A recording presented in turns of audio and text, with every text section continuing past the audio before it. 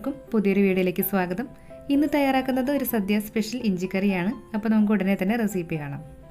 ഇഞ്ചിക്കറി തയ്യാറാക്കുമ്പോൾ കറിയിലേക്ക് പുളി നന്നായിട്ടൊന്ന് പിടിച്ചു കിട്ടാനായിട്ട് ആദ്യം തന്നെ ഇതുപോലെ നാരങ്ങ വലുപ്പത്തിൽ കുറച്ച് വാളംപുളി എടുത്ത് നന്നായി ക്ലീൻ ചെയ്ത് ഒരു 1/4 കപ്പ് വെള്ളത്തിലൊന്ന് കുതിർത്ത് മാറ്റി വയ്ക്കാം. ഇനി നമുക്ക് കറിയിലേക്കുള്ള ഇഞ്ചി ഒന്ന് ഫ്രൈ ചെയ്തെടുക്കാനായിട്ട് സ്റ്റവിലേക്ക് ഒരു പാൻ വെച്ചിട്ട് ഇതിലേക്ക് ഒരു 4 ടേബിൾ സ്പൂൺ വെളിച്ചെണ്ണ ഒഴിച്ച് കൊടുക്കാം. കൂടുതൽ ദിവസം ഫ്രിഡ്ജിന് പുറത്ത് കറി കേടുകൂടാതെ സൂക്ഷിക്കാനായിട്ട് നല്ലെണ്ണയോ സൺഫ്ലവർ ഓയിലോ ഉപയോഗിക്കാവുന്നതാണ്. വെളിച്ചെണ്ണ നന്നായി ചൂടായി കിട്ടിയാൽ ഇതിലേക്ക് 1 കപ്പ് ഇഞ്ചി വട്ടത്തിൽ കനം കുറച്ച് അരിഞ്ഞത് ചേർത്ത് കൊടുക്കാം. ഇഞ്ചി ഇതുപോലെ വട്ടത്തിൽ കനം കുറച്ച് കട്ടിയാണെങ്കിൽ പെട്ടെന്ന് തന്നെ ഒന്ന് ഫ്രൈ ആയി കിട്ടിക്കോളും.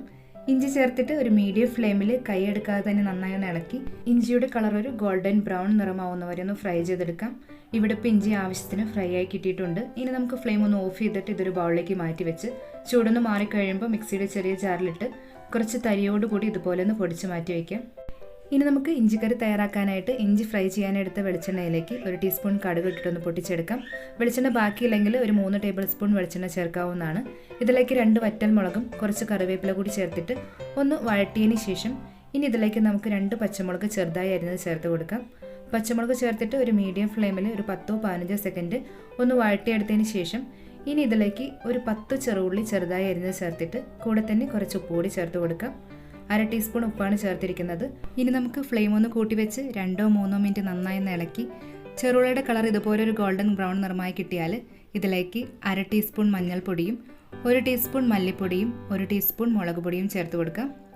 മസാലപ്പൊടികൾ ചേർത്തിട്ട് കരിഞ്ഞു പോവാതിരിക്കാനായി ഫ്ലെയിം ഒന്ന് കുറച്ച് വെച്ച് എല്ലാം നന്നായി ഇളക്കി യോജിപ്പിച്ചതിന് ശേഷം മസാലപ്പൊടികളുടെ എല്ലാം പച്ചമണം മാറാനായിട്ട് 1-2 മിനിറ്റ് നന്നായിട്ടൊന്ന് വഴറ്റിയെടുത്തിട്ട് ഇതിലേക്ക് കുതിർത്ത് മാറ്റി വെച്ചിരിക്കുന്ന പുളിവെള്ളം ഒഴിച്ചു കൊടുക്കാം.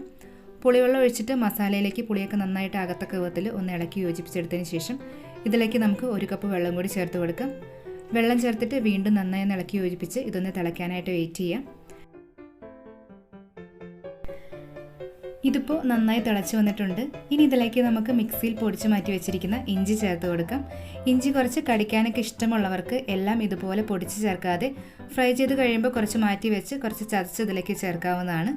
ഇത് നന്നായിട്ടൊന്ന് ഇളക്കി യോജിപ്പിച്ച് ഒരു 30 സെക്കൻഡിന് ശേഷം നമുക്കിതിലേക്ക് 5 ടേബിൾ സ്പൂൺ ശർക്കര ചേർത്ത് കൊടുക്കാം.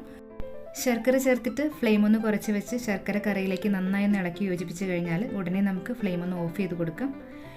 കായപ്പൊടി ചേർക്കാൻ ഇഷ്ടമുള്ളവർക്ക് ഒരു 1/4 ടീസ്പൂൺ കായപ്പൊടി കൂടി ഇതിലേക്ക് ചേർത്ത് കൊടുക്കാവുന്നതാണ്. ഇതിപ്പോൾ മധുരവും എരിവും പുളിയും എല്ലാം ഒരേപോലെ ബാലൻസ് ചെയ്യുന്നൊരു കറിയാണ്.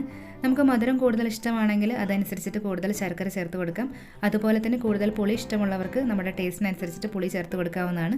കുറച്ച് കഴിയുമ്പോൾ കറിയൊന്ന് കൂടുതൽ കുറുതായി വരുന്നുണ്ടെങ്കിൽ ഒരു 1/4 കപ്പ് തിളച്ച വെള്ളം ചേർത്തിട്ട് കറിയൊന്ന് ലൂസാക്കി എടുത്താലും കറിയുടെ ടേസ്റ്റ് ഒട്ടും കുറയാതെ തന്നെ നമുക്ക് കിട്ടും.